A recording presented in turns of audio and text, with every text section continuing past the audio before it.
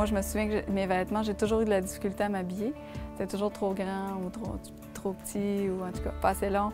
Puis là, j'avais 3 morceaux que j'aimais beaucoup, qui étaient empilés un sur l'autre dans ma chambre. Puis un matin, je me suis levée, je les ai vus, puis je me suis dit, ah, je vais faire comme à l'école, je vais essayer d'en faire un avec les 3.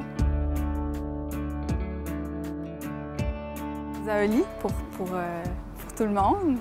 Puis Julie Tessier pour mon père, ma mère, mes frères, ma sœur.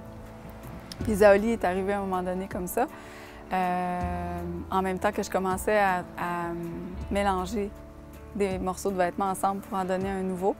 Puis le nom est resté dans mon quotidien, puis est devenu aussi la griffe de ce que je fais maintenant. Le nom de la griffe, c'est ça, dans le fond. Oui, voilà. Je pars de la matière qui existe déjà, soit des vêtements ou des pièces textiles, puis je crée des nouveaux morceaux à partir de ça. L'idée à la base, c'était pas nécessairement de recycler des vêtements, c'était de mélanger des morceaux qui me faisaient pas pour arriver à quelque chose qui me faisait. En fait, chaque pièce est unique. Au départ, c'était vraiment unique. Là. Je taillais directement dans la matière. Ça devenait quasiment plus de la sculpture vestimentaire qu'un vêtement type, là, avec comment dire, il y a des bases là-dedans comme en construction. Puis assez incroyablement, ça fonctionnait, là. Mais maintenant, là, j'ai comme un retour aux sources. Là, j'ai plus envie de travailler les patrons. Je travaille beaucoup mes coupes, les bases, les patrons en ce moment. C'est pas mal là-dessus que je suis.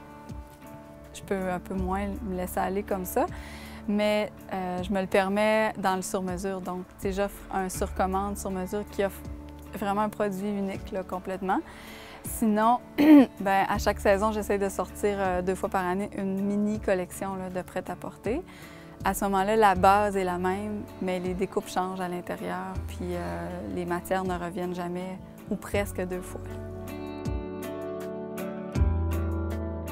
Oui, un amour du vêtement, je pense, oui, avant tout, là, la coupe, la tombée, puis là, c'est plus vers ça que je m'enligne.